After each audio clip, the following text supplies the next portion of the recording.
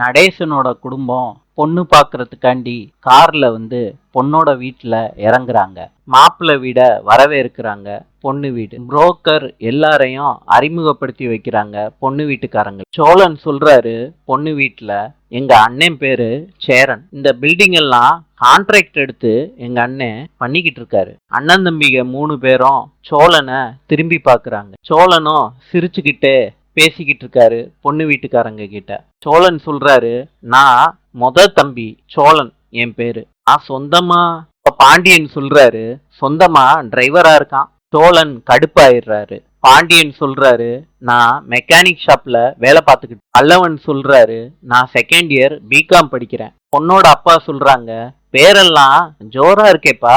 நடேசன் சொல்றாரு பொண்ணோட அப்பா கிட்ட, என்னோட சம்சாரத்தோட அப்பா தமிழ் வாத்தியாரு. 3 பசங்களுக்கும் அவரே பேரு வச்சுட்டாரு. அதுக்கப்புறம் அவர் இறந்து போயிட்டாரு.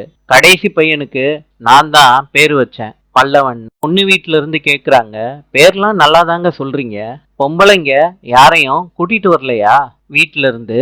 அதுக்கு சேரன் சொல்றாரு, எங்க வீட்டுல நாங்க 5 பேர் மாத்திரம்தான் இருக்கோம், அதனாலதான் நாங்க 5 பேரும் வந்திருக்கோம். சோழன் சொல்றாரு, சொந்தக்காரங்க நிறைய பேர் இருக்காங்க, எதுக்கு கூட்டிட்டு வந்துகிட்டு?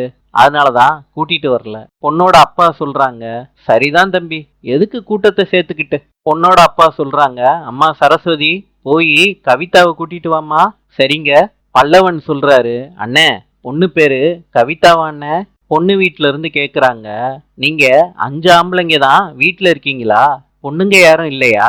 புரோக்கர் சொல்றாரு, உங்க வீட்டுல பொண்ணை கட்டி கொடுத்தா அந்த வீட்லயும் பொண்ணு வந்துரும் இல்லையா? கேட்ட உடனே பொண்ணு பார்க்க வந்த 4 பேரும் சிரிக்கிறாங்க. அப்ப பொண்ணு வீட்டுக்காரங்க கேக்குறாங்க, அப்பனா உங்க 5 பேத்துக்கும் எங்க பொண்ணுதான் சமைச்சு போடணுமா? சேரன் சொல்றாரு, அதெல்லாம் இல்லைங்க, நானே நல்லா சமைப்பேன். பொண்ணோட அப்பா சொல்றாங்க, இது நல்லா இருக்கே தம்பி, எங்க பொண்ணும் நல்லா சமைக்கும். பொண்ணோட அப்பா பொண்ணை அறிமுகப்படுத்தி வைக்கிறாங்க மாப்பிள்ளை வீட்டுக்கு. சேரன் குனிஞ்சுக்கிட்டே பொண்ண ஓர கண்ணால பாக்குறாரு. பொண்ணும் சேரனை பார்த்து சிரிக்கிறாங்க. பொண்ணு எல்லாருக்கும் மசாலாவோட பிளேட்ல வச்சு குடுக்கறாங்க. சேரன் தயங்கி தயங்கி எடுக்கிறாரு. பொண்ணு எல்லாருக்கும் காப்பியும் குடுக்கறாங்க. எல்லாரும் எடுத்துக்கிறாங்க. பொண்ணோட அம்மா சொல்றாங்க, இந்த வடையும் காப்பியும் கவிதாவே செஞ்சது, சாப்பிடுங்கப்பா. புரோக்கர் சொல்றாரு, சேரன் தம்பி, என்ன கீழே பாத்துக்கிட்டு இருக்கீங்க, பொண்ணை பாருங்க தம்பி. சேரன் வெக்கப்பட்டுக்கிட்டே பொண்ணை பாக்குறாரு. சேரன் பார்த்துட்டு அந்த வடைய ஒரு கடி கடிச்சு சாப்பிடுறாரு.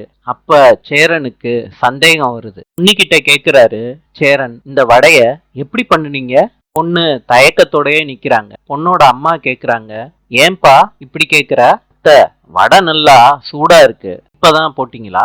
என்ன நல்லா சூடா இருக்கும்போது வடைய போட்டுட்டீங்கன்னு நினைக்கிறேன். வெளியே நல்லா வெந்திருக்கு வடை, ஆனா உள்ள மாவு மாவா இருக்கு. வடை சரியா வேகவே இல்லை.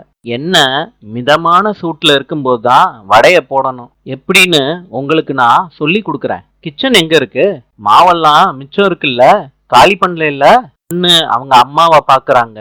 சேரன் திருப்பியும் கேக்குறாங்க பொண்ணு கிட்ட, கிச்சன் எங்க இருக்கு சொல்லுங்க. கிச்சன் அங்கதானே இருக்கு, என் கூட வாங்கன்னு பொண்ண சேரன் கூட்டிட்டு போறாரு கிச்சனுக்கு. பொண்ணு தயக்கத்தோடயே கிச்சனுக்குள்ள போறாங்க. பொண்ணோட அம்மாவும் தங்கச்சியும் கதவு ஓரத்துல நின்னுக்கிட்டு சேரன் என்ன செய்யறாருன்னு பாக்குறாங்க. மாப்பிள்ளையோட அப்பாவும் ஆர்வமா பாக்குறாரு சேரன் என்ன செய்யறாருன்னு. பொண்ணுகிட்ட சொல்றாரு சேரன், என்ன இன்னமும் சூடாதான் இருக்கு, பாத்துக்கோங்க, மாவை இந்த மாதிரி எடுத்துக்கிட்டு நல்லா உருண்டை பிடிக்கணும், பாத்துக்கிட்டீங்களா? இப்படிதான் பிடிக்கணும். பொண்ணோட அப்பா கேக்குறாரு, தம்பிக்கு சமையல்ல அதிகம் ஆர்வம் போல? சோழன் சொல்றாரு பொண்ணோட அப்பா கிட்ட, அதான் அண்ணனே சொல்லிட்டாரே, அவங்க கல்யாணம் ஆகி வந்தாலும் அண்ணனே சமைப்பாரு போல. பொண்ணுகிட்ட சொல்றாரு சேரன், இந்த உருண்டைய தட்டி இப்படி மெல்லமா போடணும், சவுண்ட கேட்டீங்களா? இந்த மாதிரி சத்தம் வரணும், இப்படி சத்தம் வந்தாதான் என்ன கரெக்டான சூட்ல இருக்குன்னு அர்த்தம். பொண்ணும் சிரிச்சுக்கிட்டே தலையாட்டுறாங்க. இல்ல வேலை, மாவை நீங்க காலி பண்ணாம எனக்கு கொஞ்சம் போடுறதுக்கு விட்டு வச்சிருக்கீங்க, இல்லாட்டி நான் உங்களுக்கு இந்த மாதிரி வடை போட்டு காட்ட முடியாதுல்ல. பொண்ணும் சிரிச்சுக்கிட்டே பாக்குறாங்க. பொண்ணோட அம்மா சொல்றாங்க, தம்பி கரண்டி அங்க இருக்கு, சரியத்த நான் எடுத்துக்கிறேன் அப்படின்னு சேரன் அந்த கரண்டியை எடுத்து வடைய எடுக்கிறாரு எண்ணெயில இருந்து. பொண்ணுகிட்ட சொல்றாரு சேரன், என் தம்பி நல்லா சாப்பிடுவாங்க, எனக்கு சமைக்கிறதுனா நல்ல இஷ்டம். சமைக்கிறப்ப எல்லா கஷ்டத்தையும் மறந்துடுவேன்னா பாத்துக்கோங்களே. பாத்தீங்களா, வடை இந்த மாதிரி கலர்ல வரணும். வந்துருச்சுன்னா சாப்பிட ரெடி ஆயிருச்சுன்னு அர்த்தம். பொண்ணுகிட்ட சொல்றாரு சேரன், இந்த வடைய கொஞ்சம் சாப்பிட்டு பாருங்க, எப்படி இருக்குன்னு சொல்லுங்க. ஆத்துங்க, சூடா இருக்க போகுது. பொண்ணு வீட்டுக்காரங்க இத பார்த்துட்டு சிரிக்கிறாங்க. சோழன் சொல்றாரு, எதுக்கு அண்ணனுக்கு தேவையில்லாத வேலையெல்லாம் அப்படின்னு 3 தம்பிகள் கிட்டயும் சொல்றாரு. சேரன் கேக்குறாரு பொண்ணுகிட்ட, வடை எப்படி இருக்கு சொல்றாங்க. வடை ரொம்ப பிரமாதமா இருக்கு. சேரன் சொல்றாரு, நல்லா இருக்கு. ஓகே. பொண்ணோட அப்பா சொல்றாரு, நீங்களும் வீட்டுல போய் யோசிங்க, நாங்களும் யோசிக்கிறோன்னு நடேசனுக்கு சொல்லி வழி அனுப்பி வைக்கிறாரு. நடேசனோட குடும்பம் வீட்டுக்கு வந்துடுறாங்க. சேரன் எல்லாருக்கும் தண்ணி எடுத்துட்டு வந்து குடுக்கறாங்க. அவங்க எல்லாரும் குடிக்கிறாங்க. சேரனோட தம்பிகள்லாம் கேக்குறாங்க, சேரா, கல்யாணம் நடக்குமா? சேரன் கேக்குறாரு, ஏண்டா அப்படி கேக்குறீங்க? பாண்டியன் சொல்றாரு, அண்ணே, கல்யாணம் நடக்கிறது டவுட்டு தான். இல்லன்னு அவங்க தர்றேன்னு சொல்லணும், இல்ல தரலன்னு சொல்லணும். அவங்க எதுவுமே சொல்லல. அதான் ரொம்ப குழப்பமா இருக்குண்ணே. அதனாலதான் இந்த மாதிரி சொன்னேன். நடேசன் சொல்றாரு, 5 தடிமாடுக போய் பொண்ணு கேட்டா யாரா பொண்ணு கொடுப்பா? பொண்ணு பார்க்க போகணும்னா 4 பொம்பளைகளை கூட்டிட்டு போகணும். அத்தனை பேரும் ஆம்பளையா போனா பொண்ணு கொடுப்பாங்களா? நம்மள வெளியே அனுப்பிடுவாங்கடா. சோழன் சொல்றாரு, அப்பா, பொம்பளைகளுக்கு நம்ம எங்க போறது? அப்பா, உங்க அண்ணன் வருவாரான்னு கேட்டேன். அவங்க வந்தா பெரியம்மா அக்கா எல்லாம் வருவாங்க. அப்பா சொல்லுங்க, உங்க கண்ணு முன்னாடி தானே கூப்பிட்டேன் உங்க அண்ணனை, யாருமே வரலன்னு. பல்லவன் சொல்றாரு, நானும் அத்தை கிட்ட கேட்டு பார்த்தேன்னு. அதுக்கு சேரன் சொல்றாரு, எதுக்குடா கேக்குறீங்க? எதுக்கு கேட்டு அசிங்கப்படணும்? அவங்க நம்மள சொந்தக்காரங்களா கூட பார்க்க மாட்டாங்கன்னு உங்களுக்கு தெரியாதாடா? நீங்க அசிங்கப்பட்டு தான் இந்த கல்யாணம் நடத்தணும்னா அந்த கல்யாணமே வேண்டாண்டா, விட்டுறலாம். பாண்டியன் சொல்றாரு, அப்பாவை பாத்தீங்களாடா?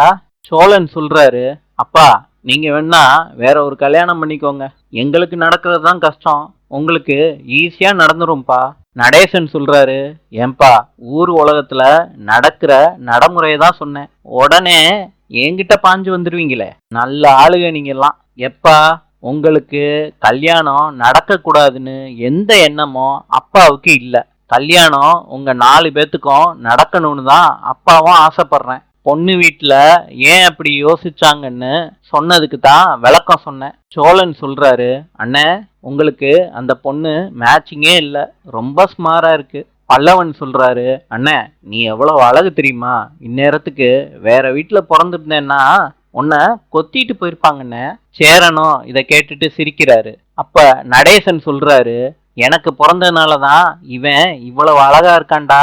சோழனும் பாண்டியனும் சேரன் கிட்ட பேசிட்டு வேலைக்கு போயிடுறாங்க. நிலாவோட அப்பா அம்மா மாப்பிள்ளை வீட வரவேற்கிறாங்க. நிலாவோட அம்மா தேனு சொல்றாங்க, நிலாவுக்கு இன்னும் கொஞ்சம் நகைய போட்டு விட்டுருக்கலாம்ல மதி.